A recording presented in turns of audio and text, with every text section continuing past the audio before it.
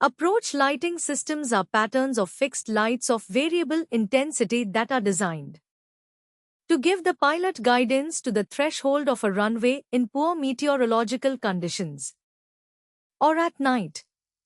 They may include distance information, indications of aircraft attitude or height above the approach plane. As you might expect, these systems vary in their complexity from simple centerline and crossbars to highly intricate layouts compatible with cat-free precision and instrument approach systems. The determination of the visual criteria for landing can be met by the visual acquisition of the approach light system, and the design must cater for the most stringent decision heights and minimum descent heights. Approach lighting systems have developed more or less in line with the advancement in technology associated with instrument approach accuracy and demands. But all layouts, no matter what their design, must comply with the ICAO metric specification. Any ILS or MLS azimuth antenna that protrudes through the plane of the lights must be treated as an obstacle and marked and lit accordingly.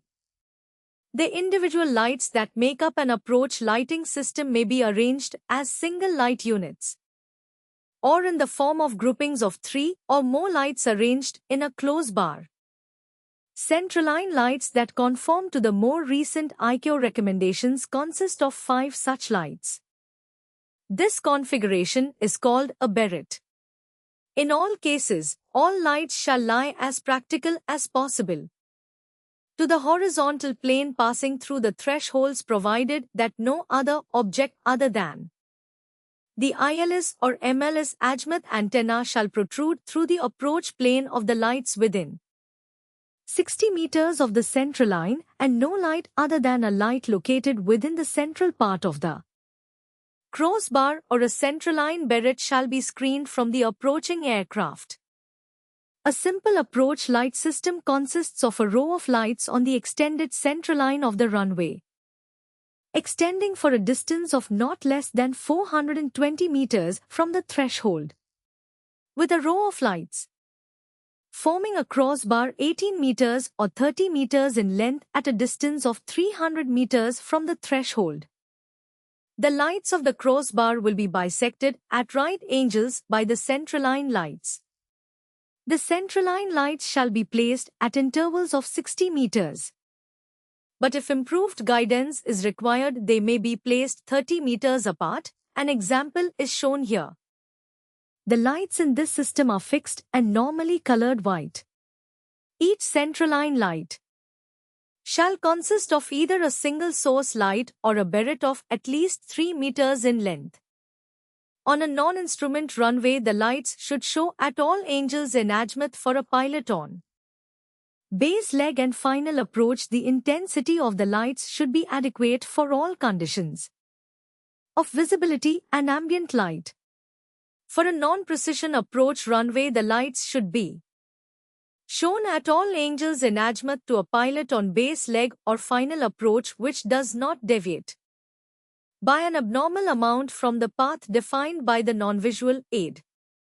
The lights should provide guidance during both day and night in the most adverse conditions of visibility and ambient light.